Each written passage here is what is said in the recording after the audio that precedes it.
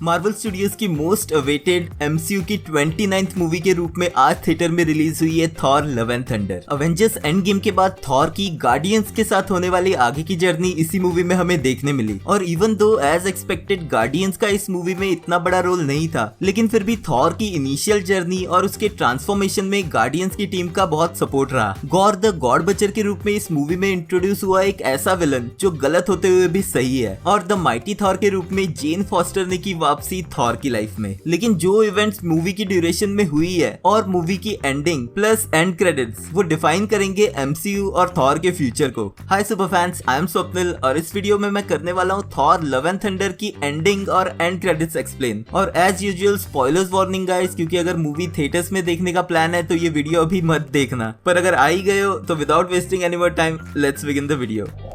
तो movie start होती है गॉर से, जो एक ऐसे प्लेनेट पे रहता है जहाँ सब कुछ डिस्ट्रॉय हो चुका है। उसके प्लेनेट के लोग इंक्लूडिंग वो खुद गॉड्स की वर्शिप करके थक चुका है, लेकिन गॉड्स ने उनकी कुछ हेल्प नहीं की। और उसकी फैमिली में आखिरी बच्ची उसकी बेटी भी उसके हाथों में ही दम तोड़ देती है। ऐसे में जब नेक्रोस्वॉर्ड उसे चूज करता है सभी गॉड्स को मारने के लिए, तो वही गॉर का मिशन बन जाता है। वहीं दूसरी तरफ थॉर दिखता है गार्डियंस की मदद के साथ एक प्लेनेट के लोगों को रेस्क्यू करते हुए। अब सिर्फ के एक मैसेज के थ्रू उन्हें पता चलता है कि गॉर का नेक्स्ट अटैक होने वाला है न्यू अस्गार्ड पे। यहाँ अर्थ पे डॉक्टर जेन फॉस्टर, जिसे स्टेज 4 कैंसर है, म्योलनीर की पावर उसे अपनी तरफ अट्रैक्ट करती है, और जब वो न्यू अस्गार्ड में जाती है तो उसी की पावर से वो बन जाती है द माइटी थॉर। अब गॉर और उसकी शैडो बर्सर्कर्स की आर्मी के न्यू अस्गार्ड पे अटैक के बीच थॉर भी वहीं पहुंचता है। इस बैटल में थॉर म्योलनीर को किसी और के हाथ में देख के शॉक होता है, पर ज्यादा शॉक उसे तब होता है जब वो देखता है कि वो उसकी एक्स गर्लफ्रेंड जेन फॉस्टर है। अब इस फाइट में वैल्करी और दोनों थॉर के अटैक से बचने के लिए गॉर पीछे हट जाता है, लेकिन साथ ही वो न्यू अस्गार्ड के सभी बच्चों को किडनैप करके अपने साथ ले जाता है। अब Thor, the mighty Thor, Valkyrie और कुर्ग जाते हैं ओमनीपोटेंट सिटी और गॉड्स की हेल्प मांगने, लेकिन वहां पहुंच के वो डिसअपॉइंट होते हैं क्योंकि इन सभी गॉड्स का लीडर जूस गॉर से डर के छुप के बैठा होता है। अब जूस थॉर को फोर्स करता है यहीं पे रुकने को, जिस वजह से उनके बीच फाइट होती है, जिस फाइट में थॉर जूस को उसी के वेपन थंडरबोल्ट से मार देता है और थंडरबोल्ट अपने साथ लेके वो वहां से निकल जाते हैं। लेकिन इस फाइट से पहले ही जूस थॉर को बताता है गॉर के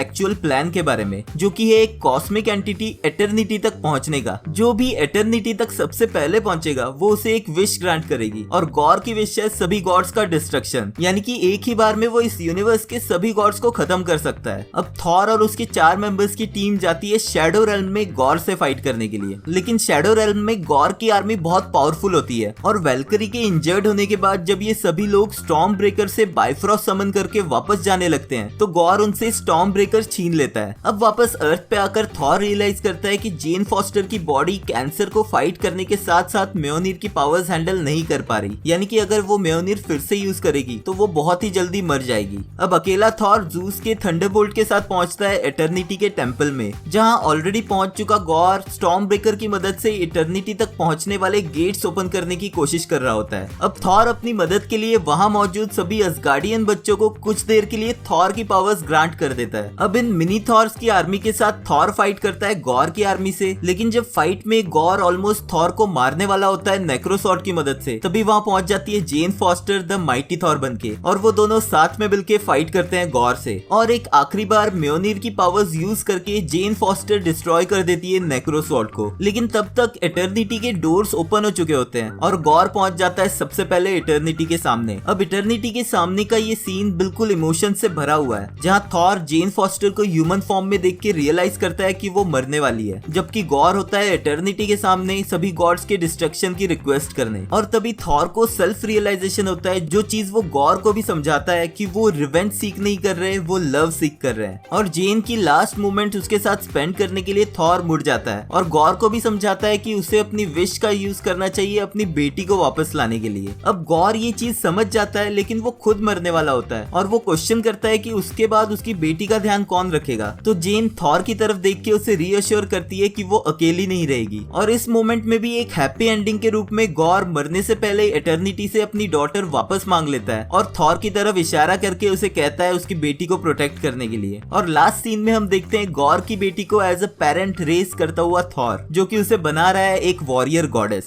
और ये दोनों मिलके आगे बढ़ते हैं अच्छे लोगों को प्रोटेक्ट करने के लिए, जिन्हें सभी लोग बुलाते हैं लव एंड थंडर, जहाँ पर मूवी खत्म खत्म होती है। अब मूवी में एक मिड क्रेडिट और एक एंड क्रेडिट सीन है। सबसे पहले बात करते हैं पोस्ट क्रेडिट सीन की, जिसमें हमें दिखती है डॉक्टर जेन फॉस्टर जो पहुंचती है एमसीयू के हेवन वलहला में। इसका मतलब है कि जब वो बैटल में मरी तो वो एज ए ह्यूमन नहीं बल्कि एज अ गॉडेस मरी। यहाँ पर जेन को वेलकम करता है हेमडाल जो अवेंजर्स इन्फिनिटी के बाद यहाँ हमें दिखता है एक केमियो के रूप में। और मोस्ट प्रोबेबली ये सीन एंडिंग देता है जेन फॉस्टर के माइटी थॉर कैरेक्टर को, जिसका मतलब है कि माइटी थॉर को अब हम फिर से एमसीयू में नहीं देखेंगे। अब बात करते हैं एंड क्रेडिट सीन की, जिसमें हमें दिखता है कि ज़ूस जिंदा है और वो बात करता है इस बारे में कि कैसे अब लोग गॉड्स की जगह सुपर हीरोज को वैल्यू देने लगे हैं। और रीसेंट इवेंट में थॉर के हाथों हुई अपनी हार और बेइज्जती का बदला लेने वो भेजता है अपने बेटे हरक्यूलिस को। अब मार्वल कॉमिक्स में हरक्यूलिस एक पॉपुलर कैरेक्टर रहा है जिसने डेब्यू किया था 2008 में द इनक्रेडिबल हरक्यूलिस से। इवन दो हरक्यूलिस को 1964 की कॉमिक्स अवेंजर इशू नंबर 10 में एक गेस्ट अपीयरेंस के रूप में दिखाया गया था, जहां उसे यूज किया गया था थॉर के अगेंस्ट फाइट करने के लिए। और ऐसा ही कुछ सिमिलर हमें एमसीयू में फ्यूचर में दिख सकता है। और क्योंकि मूवी के लास्ट मैसेज के रूप में ये कंफर्म किया जाता है कि थॉर विल रिटर्न अगेन, तो इसका मतलब है कि फ्यूचर में हम थॉर और हरक्यूलिस की मेगा बैटल होते हुए जरूर देख सकते हैं।